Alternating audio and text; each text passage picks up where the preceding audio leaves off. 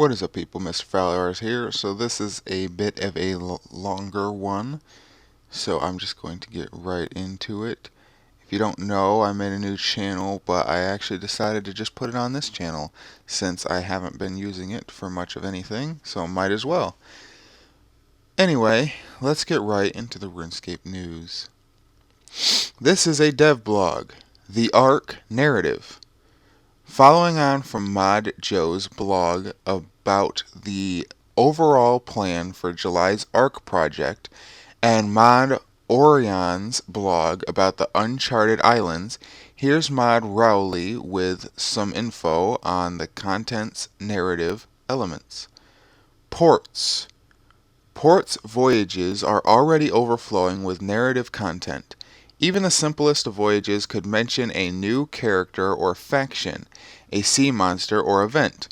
At the time of their writing, we weren't considering that these were things we would ever see in game, and as such, there are lots of ideas that wouldn't even work as game content. As text, your mind can fill in the blanks that no amount of graphical budget could ever. As such, Ports has made the Eastern lands a true melting pot of concepts, a blending of real-world cultures and mythologies, basically mythologicals, original creations, and thinly disguised pop culture references. In one way, that's great for us, as it's a treasure trove of ideas for us to draw upon and a great starting place. On the other hand, there are more concepts available than we could ever do justice to, even with years of development time. To reel off just a few from the Arc region alone, we have, take a deep breath, Incha the Sea Harpy, Invisible Salmon, Tusked Lions, Waco Earthquakes, various sites of magical significance, Shuma, Flying Squid, Cyclopes, Sirens and Sea Singers, Purists, Sea Orphans, Soothsayers, Smugglers, Oxen, Haunted Islands, various missionaries from the West, Skulls Pirates, Sky Orphan Temples, Giant Turtles, Bamboo, Isolationists. Phew, in parentheses, they put that.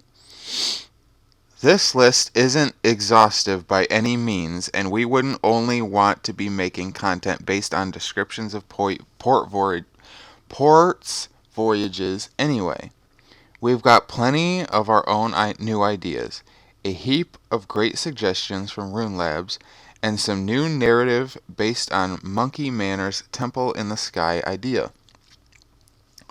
It's possible that over time, more of these ideas will make their way into the game beyond the short text descriptions they currently have. For our July and October releases for the Arc, however, we've had to be selective. As a result, some parts of the Arc will feel familiar to Ports players, and we're hoping that other elements will end up being an unexpected surprise.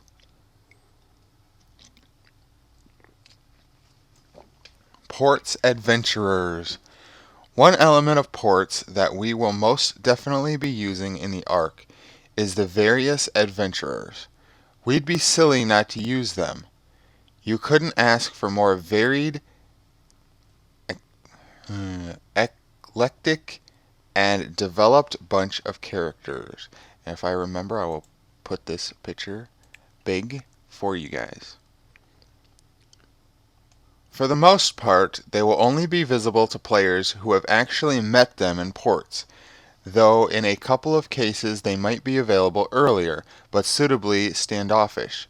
In all cases, however, they will reflect your current progress through their personal story voyages. Elements of their stories will also come into play. For example, Ladila, the architect, lives on Waco, and her story revolves around finding building materials strong enough to withstand the island's earthquakes. This particular facet is more likely to come into play in October's release, though. Motivation. As a team, we've also decided to release a graphical rework of Port Sarim. Much like the Falador graphical rework, Port Sarim's rework will be accompanied by a small event. Through this, we'll be building up to your first proper journey east, to give you narrative motivation to go there beyond just wanting to explore it. Before you'll be able to sail off to the Ark, you'll first have the raid on Port Sarim to deal with. Structurally, it'll be similar to the invasion of Falador, albeit on a slightly smaller scale, but more on that on a later date. Some of you will be familiar with a character called Jed. He was introduced in Mega May, though we always plan to continue his story. Jed will be your initial antagonist in the Ark region, but dealing with him will just be the first step as you strike out further east. Charming as he might be, Jed is a Skulls pirate slaver and not a nice person. While Skippy and company might be safe back home, others haven't been quite so lucky.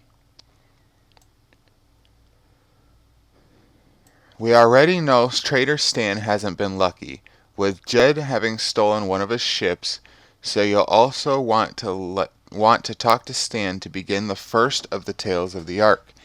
Impressing the locals. This is the raid on Port Sarim's equivalent to the invasion of Falador's Banner of Radolin quest, and it will be a requirement for visiting the Ark. Just to be clear, the mini-quest is the only requirement to visit the Ark, itself only requiring membership to complete, and it'll be the only element of the raid on Port Sarim event that will be permanent content. Quests versus mini-quests. Tales of the Ark will be the main narrative content in the region. It was clear early on the bulk of development time on this project would have to go into actually building the known islands of the Ark region. Filling them with things to do then became the next most important thing, to give players reason to keep going back there. Creating a full-length quest on top of that just wasn't feasible, so we opted to instead create a number of mini-quests. In structure, they are simpler than a full-blown quest, focusing more on character and story than bespoke set pieces, puzzles, and boss fights. In addition to impressing the locals, we're aiming to have one tale per inhabited island, though not necessarily focused on each island. So how many islands will be coming with July's update, and which ones? Well, your first port of call in July is going to be Waco, a trading hub, along with Whale's Maw, a haven for fishermen, and Aminishi, home of the acolytes of Siriu. See below for more on them. This means for July, we're aiming to have 3 further mini-quests set in the Ark region proper. The other 4 locations, Tueliet, Gashima, Cyclosis, you'll have to discover this one and ports first, and the islands that once were turtles will arrive in October. That release will likely bring another 3, and we're considering a final one to form part of this year's Halloween update. That's up to 8 mini-quests in total in place of 1 or 2 regular quests, though the final number and distribution is of course still subject to change. In the future, once more of the Washenko Islands have been built, we have no doubt that they'll be home to full-length quests. A lot of the initial stories will be on a more personal level.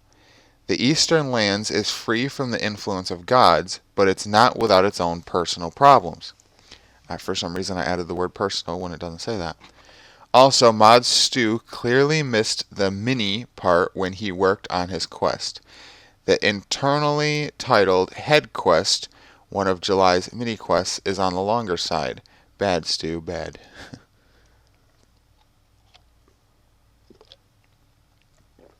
The Acolytes of Siriu. Monkey Manor's concept has been ever so slightly tweaked to better fit into the established narrative of the Eastern lands. Instead of a temple of the sky with air monks and elementals, we've made it a temple of Siriu, the azure dragon of legend, as depicted on the highest tier portal. For a number of reasons, it's made more sense for us to theme this around water instead of air, but narratively, everything else is still there: the monks, elementals, and spirit dragons, and suggestions of a temple. This picture is a work in progress, obviously. It's a previously unnamed faction in the Eastern lands, but one that fits in very neatly and leaves us future room to expand upon.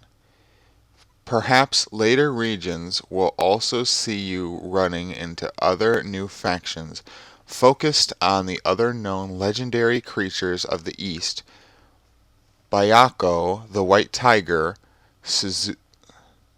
Suzaku, the Vermilion bird, and Genbu, the Black Tortoise. Random lore drops. One other way in which we'll be delivering some narrative is through random lore drops. The story surrounding the Acolytes of Siriu is likely to be delivered in this way, time permitting. And what would desert islands be without at least one message in a bottle? Where it might lead, though, is anyone's guess at this point. So we'll leave this for you to discover for yourselves. Mod Rolly, Senior Content Developer, The Guardians. So that's it. Sorry for messing up so many times with the wording. I'm not used to reading out loud, so bear with me. I will be getting better, I promise. And that's it for today's video. Another one will be out in a bit, and thanks for watching. See you next time. Bye.